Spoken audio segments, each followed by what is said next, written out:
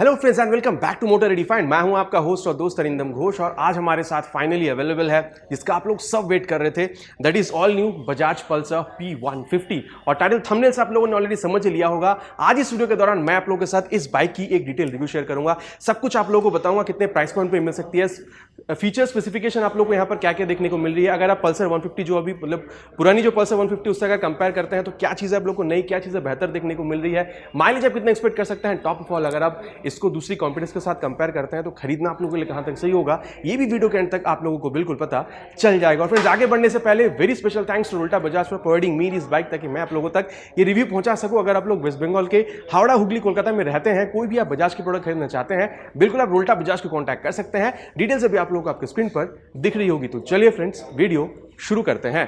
तो चलिए friends walk around start करते हैं ऑफ मच अवेटेड, या फिर आप कह सकते हैं all new 2023 Bajaj Pulsar P150। और की यहां पर देख लीजिए बिल्कुल नॉर्मल की है, कोई वेव की ऑप्शन यहां पर आप लोगों को देखने को नहीं मिलती है। जैसे आप इसको ऑन करते हैं आप देख सकते हैं जो कंसोल है वो आप लोग को यहां पर जलती भी दिखेगी। और यहां पर आप देख सकते हैं जो हेडलैम्प का सेटअप है वो आप नहीं ऑन कर सकते हैं। कब तक? जब तक आप इसकी जो इग्निशन है उसको आप ऑन नहीं कर लेते हैं। बाकी ये जो सेटअप है काफी खूबसूरत लग रही है देखने में। देखिए ये जो एलईडी DRL है, by functional LED projector headlamp आप लोग को यहां पर देखने को मिल रही है। ये जो डिजाइन है मुझे तो सही लग रही है, ठीक ठाक लग रही है। बिल्कुल आप लोग नीचे कमेंट कीजिएगा कि ये जो लुक आप लोगों को दिख रहा है आप लोगों को यहां पर ये देखने में कैसी लगी। और चलिए इसको अब ऑफ कर देते हैं। और यहां पर हेडलैम्प का तो बात हो चुका है, और एक बार जो सेटअप है बात कर लेते हैं। टिंटेड यहां पर ये वाइजर दी गई है, ब्लैक कलर की है, हल्का सा ब्लैकिश शेड यहां पर आप लोग को देखने को मिल रही है। देन आप थोड़ी सी बात कर लेते हैं अबाउट द कलर। दो वेरिएंट आप लोग को यहां पर देखने को मिल रही है, एक है सिंगल सीट, देन आती है स्प्लिट सीट। ये वाली जो वेरिएंट आप देख रहे हैं ये स्प्लिट सीट वेरिएंट। अब दोनों ही वेरिएंट में आप लोगों को 5 कलर टोटल देखने को मिलती है। कैरिबियन ब्लू और रेसिंग रेड जो आप लोगों ने N160 के दौरान भी देखा था वो सेम कलर यहां पर भी आप लोगों को मिलती है। देन यहां पर 3 कलर और देखने को मिलती है, इबोनी ब्लैक विद सिल्वर, या फिर आप इबोनी ब्लैक विद व्हाइट कह सकते हैं, जो कि ये वाली कलर खड़ी है। देन आ रही है ये वाली colour ebony black with blue, जो कि आप लोग यहां पर ब्लू देख पा रहे हैं। देन आती है ebony black with red colour. ठीक है, तो यहां पर कलर के बारे में बता दिया है मैंने। अब चलिए 360 व्यू एक बार ले लेते हैं, देन हम लोग वॉक अराउंड में आगे बढ़ेंगे। सबसे पहले अगर आप लोग इसकी फ्रंट व्यू के बारे में बताऊं तो ऑलरेडी बताया है कि ये टिंटेड ग्लास आप लोग को यहां पर मिल रही है। देन देखिए ये ग्रे कलर की शेड आपको यहां पर देखने को मिलती है, बाकी स्टिकरिंग में है, और ब्लू कलर भी आप लोग को यहां पर देखने को मिल रही है। और अगर आप टैंक पे आ जाते हैं ना, थोड़ा सा यहां पर गौर कीजिएगा, ये टैंक आप लोग को यहां पर मेटल की ही मिल रही है, और ये मतलब जो ग्लॉसी फिनिश है उसमें आप लोग को मिल रही है। लेकिन टैंक के ऊपर ये ग्रे कलर का आप देख सकते हैं यहां पर ये जो स्टिकरिंग है वो यहां पर दी गई है। लेकिन जैसे आप ये टैंक काउल में आते हैं ना, टैंक काउल में जब आप आ रहे हैं तो ये स्टिकरिंग आप देखिए फ्रेंड, यहां टैंक में ये ब्लैक कलर की जो थी पूरी पेंटेड थी। लेकिन जैसे आप यहां पर काउल में आ रहे हैं, काउल आप लोगों को ये जो सिल्वर कलर मतलब ये जो ग्रे कलर आप यहां देख रहे हैं स्टिकरिंग में, ये ग्रे कलर पूरी तरीके से प्लास्टिक में आ रही है। उसके ऊपर यहां पर ये ब्लैक कलर में ये जो स्टिकरिंग है ये पूरा यहां पर किया गया है। साथ ही यहां पर ये पल्सर की जो 3D स्टिकरिंग है वो भी यहां पर की गई है। और नीचे अगर आप लोग देखते हैं काउल में तो यहां पर भी ये देखिए जो ब्लू कलर है उसकी स्टिकरिंग आप लोग को यहां पर मिल रही है, ब्लैक कलर की जो स्टिकरिंग है वो आप लोग को यहां पर मिल रही है। देन साइड में अगर आप देखते हैं तो ये कार्बन फाइबर की फिनिश के साथ ये भी आप लोग को यहां पर बिल्कुल देखने में मिल रही है। नीचे अगर आप लोग यहां पर आ जाते हैं तो इंजन काउल में देखिए ये भी पूरी तरीके से ब्लैक है, और नीचे जो ब्लू कलर की जो स्टिकरिंग है वो आप लोग को यहां पर बिल्कुल देखने को मिल रहा है। पीछे अगर आप लोग आ जाते हैं तो ये इंजन मतलब जो सीट काउल है पूरी तरीके से ब्लैक पेंटेड है। उसके ऊपर आप देख सकते हैं ये जो ग्रे और ब्लू कलर का जो स्टिकरिंग है वो आप लोग को यहां पर देखने को मिल रही है with P150 written on it, with आप कह सकते हैं कि सिल्वर कलर में लिखी हुई है। और पीछे अगर आप लोग आते हैं तो ये ग्रैब हैंडल आप देख सकते हैं ये भी काफी स्टर्डी है, और ये भी ग्रे कलर में ही आप लोग को देखने को मिलती है। और आप इसकी जब लेफ्ट में आते हैं तो बिल्कुल सेम ही शेड जैसे आप लोग को राइट में देखने को मिल रही थी यहां भी आपको देखने को मिल रही है। हाँ, इंजन का अगर आप ये ब्लॉक अगर आप देखते हैं तो ये भी आप लोगों को आप कह सकते हैं कि ग्रे कलर में ही देखने को मिल रही है। ठीक है, और बाकी पूरा देख लीजिए यहाँ पर सब कुछ करीबन आप लोग को ब्लैक कलर में ही देखने को मिल जाएगी। ठीक है, यहाँ पर आप लोग को 5 स्पीड जो गियर बॉक्स है वही कंपनी ने यहाँ पर प्रोवाइड करी हुई है। तो फ्रेंड्स यहाँ पर हम लोगों ने इसकी 360 व्यू ले लिया है, कलर के बारे में बात कर लिया। अब मैं आप लोग को ये भी बता दूं कलर के बारे में, क्या क्या कलर्स आप लोग को यहाँ पर मिल रही है उसके एक डेडिकेटेड जो वीडियो मैं आप लोगों के लिए बहुत जल्द चैनल पर लाने वाला हूं, जैसे ही पूरी कलर्स यहाँ पर अवेलेबल हो जाती है। जो EMI स्कीम वगैरह है, जो प्राइस वगैरह है, सब कुछ के लिए एक अलग से डेडिकेटेड वीडियो जैसे मैंने आप लोग के लिए N160 में लाया था, यहाँ पर भी आप लोग को बिल्कुल देखने को मिल जाएगा। और चलिए अब यहाँ पर शुरू करते हैं इसकी टेक्निकल स्पेसिफिकेशंस के साथ। मैंने आप लोग को ऑलरेडी बताया जब तक आप इसकी इग्निशन ऑन नहीं करते हैं, इसकी जो हेडलैम्प का सेटअप है आप उसको ऑन नहीं कर पाएंगे। ठीक है, तो उसके बारे में दोबारा हम लोग बात नहीं करेंगे। नीचे अगर हम लोग यहाँ पर आते हैं मडगार्ड में आप देखते हैं तो काफी तगड़ी क्वालिटी की है, लेकिन हाँ ये आपको फाइबर की देखने को मिल रही है, यहाँ पर आप देख सकते हैं मैट फिनिश में और ये ग्लॉसी फिनिश में आ रही है। अब टायर की अगर बात की जाए, चाहे ये फ्रंट टायर हो चाहे ये रियर टायर हो, दोनों ही आप लोग को यहाँ पर MRF नैनो ग्रिप ज़ैपर की तरफ से प्रोवाइड कराई जा रही है। सेक्शन की अगर बात की जाए फ्रेंड्स, तो यहाँ पर 2 टायर आप लोगों को सेक्शन देखने को मिलती है। सिंगल सीट में अगर आप चले जाते हैं, मतलब जहां पर आप लोगों को नॉर्मल सीट देखने को मिल रही है, तो वहां पर अगर आप लोग जाते हैं तो वहां पर आप लोगों को 80/100 सेक्शन टायर देखने को मिलते हैं, बस 17 इंचेस ऑफ अलॉय व्हील। लेकिन क्योंकि ये स्प्लिट सीट वाली वेरिएंट है, तो यहां पर आप लोगों को 90/90 सेक्शन की टायर देखने को मिल रही है with 17 inches of alloy wheel. ठीक है फ्रेंड्स, तो ये स्प्लिट सीट और सिंगल सीट में थोड़ी सी डिफरेंस हो गई। देन अगर आप लोग यहाँ पर बात करते हैं अबाउट द सेफ्टी, तो यहाँ पर कंपनी ने सेफ्टी का भी पूरा ध्यान रखा है। सिंगल चैनल ABS जो है वो भी कंपनी ने प्रोवाइड करी है।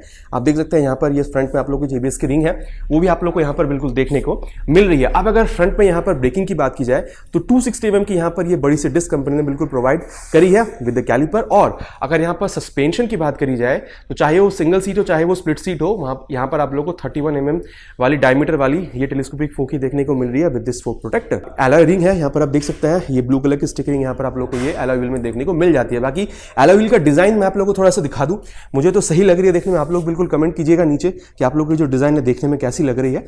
ठीक है, मतलब ताकि सबको पता चल सके, बिकॉज ये जो वीडियो है काफी ज्यादा लोग देखने वाले हैं, तो आपकी राय बहुत ज्यादा मैटर बिल्कुल करती है। और अब अगर मैं आप लोगों को यहाँ पर इंजन के बारे में बताऊं, तो यहाँ पर आप लोगों को 149.68 cc 4 stroke 2 valve air cool fuel injected engine देखने को मिलती है। अब फ्रेंड्स एक चीज यहां पर जो हम लोगों ने बहुत सालों से देखा हुआ है, वो है DTS, digital twin spark ignition engine, वो कंपनी ने यहां पर हटा दी है। अब देखना यह है कि जो मतलब इसकी जो माइलेज टेस्ट जब मैं करूंगा ना, तब मैं आपको बेहतर बता पाऊंगा कि जो परफॉर्मेंस है बिकॉज ऑफ द DTSI यहां पर नहीं है, तो क्या उसमें फर्क पड़ा है, सही है या फिर मतलब घटा है परफॉर्मेंस, तब हम लोग बिल्कुल जान पाएंगे। बाकी मैं आप लोगों को बता दूं, यहां पर जो पावर फिगर्स है ना, 14.5 PS आप लोगों को मिल जाती है मैक्सिमम पावर की अगर बात की जाए, 8500 RPM पे, और टॉर्क आप लोगों को मैक्सिमम 13.5 Nm की मिलती है 6000 RPM पे। अब फ्रेंड्स यहाँ पर 2 चीज देखने लायक है। अगर आप लोग इसको एक्जिस्टिंग जो 150 20s वाली मॉडल है पल्सर की, अगर आप उससे कंपेयर करते हैं, तो यहाँ पर आप लोग को 0.5 PS तक की पावर ज़्यादा मिल रही है और 0.25 Nm तक की टॉर्क ज़्यादा मिल रही है। आप कहेंगे इसमें बहुत ज़्यादा क्या है, इसमें खास बात यह है कि अगर आप इसको वेट वाइज कंपेयर करते हैं, तो अभी जो एक्जिस्टिंग मॉडल थी 150 20s वाली, उससे अगर आप इसको कंपेयर करते हैं तो वेट करीबन 9 से 10 किलो तक की कम है। और हल्की सी इसकी जो पावर और टॉर्क फिगर है उसको भी कंपनी ने बढ़ाया है। तो आप कह सकते हैं कि परफॉर्मेंस वाइज ये आपको बेहतरीन फील होनी ही चाहिए। बाकी कैसी है वो मैं आप लोगों को राइड रिव्यू के टाइम ही बता पाऊंगा। और अगर मैं आप लोगों को एक चीज और बताऊं, तो कंपनी कहती है कि थ्रू आउट द RPM आप लोग को यहाँ पर 90% तक इसकी जो टॉर्क है वो आप लोगों को यहाँ पर मिलती रहेगी। तो आप कह सकते हैं कि यहाँ पर आप लोग को टॉर्क की जो कमी है, गाड़ी को खींचने की जो कमी है, वो आप लोग को कभी भी यहाँ पर महसूस नहीं होने वाली है। साथ ही यहाँ पर आप देखिए जो क्रैश गार्ड है वो भी यहाँ पर आप लोग को काफी स्टडी क्वालिटी की बिल्कुल देखने को मिलती है। और जो सबसे सही चीज कंपनी ने करी है वो है, आप देख सकते हैं ये जो किक स्टार्ट का ऑप्शन है वो कंपनी यहाँ पर रखी हुई है, चाहे वो सिंगल सीट हो चाहे यहाँ पर स्प्लिट सीट हो। ठीक है, और यहाँ पर आप देख सकते हैं ब्रेक लीवर वगैरह की जो क्वालिटी है वो बहुत सही है। आप देख सकते हैं ये आप इसको चाहे तो बेंड कर सकते हैं। एक चीज यहाँ पर क्या सही है जानते हैं, अगर आप इसको बेंड करके रख रहे हैं तो बेंड हो रही है, मतलब ये फिर से अपने आप खुल नहीं रही है, तो ये बहुत बढ़िया चीज है। और यहाँ पर आप देख सकते हैं नीचे आप लोगों को यहाँ पर मतलब सेंटर ऑफ ग्रेविटी को सही रखने के लिए यहाँ पर जो अंडरबेल एग्जॉस्ट है वो भी यहाँ पर दी गई है। चलिए एक बार मैं आप लोग को जो एग्जॉस्ट साउंड है वो मैं आप लोग को यहाँ पर एक बार सुना दूं। एक बार गाड़ी को ऑन कर लेते हैं।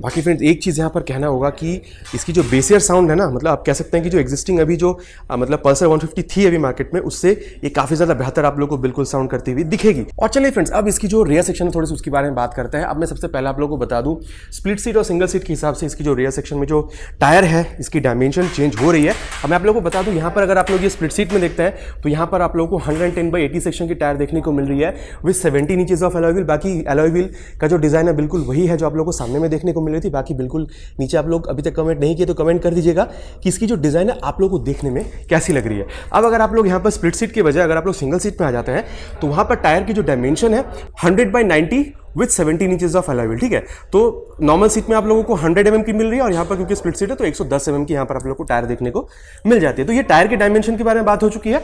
और अब अगर मैं आप लोग को बताऊं अबाउट द ब्रेकिंग सिस्टम, तो यहाँ पर आप लोगों को 230 mm की यहाँ पर ब्रेकिंग देखने को मिल रही है। मतलब ये जो आप देख रहे हैं डिस्क ये आप लोगों को मिल रही है। लेकिन अगर आप लोग सिंगल सीट वाली वेरिएंट पे जाते हैं तो यहाँ पर आप लोगों को सिर्फ ड्रम ब्रेक ही देखने को मिलेगा और उसकी डायमेंशन होगी 130 mm की। और अब अगर मैं आप लोगों को यहाँ पर इसकी सस्पेंशन के बारे में बताऊं, रियर सस्पेंशन तो ये मोनोशॉक सस्पेंशन है। इसकी वजह से आप कह सकते हैं कि थोड़ी सी ही भले, लेकिन इसकी जो हैंडलिंग है वो आप लोग को मतलब बेहतर बिल्कुल देखने को मिल जाएगी। बाकी राइड रिव्यू जब हमें मिलेगा इस बाइक का तो मैं आप लोग को बेहतर तरीके से बता पाऊंगा कि चलाने में एक्चुअली बाइक आप लोगों को कैसी लग सकती है। तो ये मैंने आप लोग को जो मतलब पूरा जो रियर सेक्शन था वो बता दिया। अब एक बार इसकी जो इग्निशन उसको ऑन करते हैं।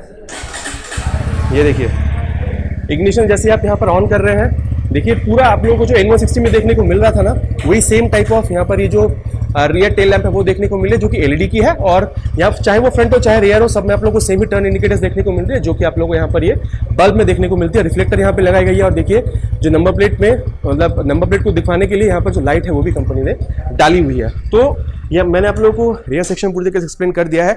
अगर आप लोग लेफ्ट में आते हैं फ्रेंड्स, तो यहाँ पर सबसे पहले आप लोग को ये साड़ी गार्ड बिल्कुल देखने को मिल रही है, ठीक है। हाँ, लेडीज फुटर्स अगर आप लगवाना चाहें तो उसके लिए आप लोग को अलग 200-250 रुपया पे करना होगा। यहाँ पर आप देख सकते हैं पूरी तरीके से जो चेन है वो खुली हुई है, तो ओपन जो सिस्टम है।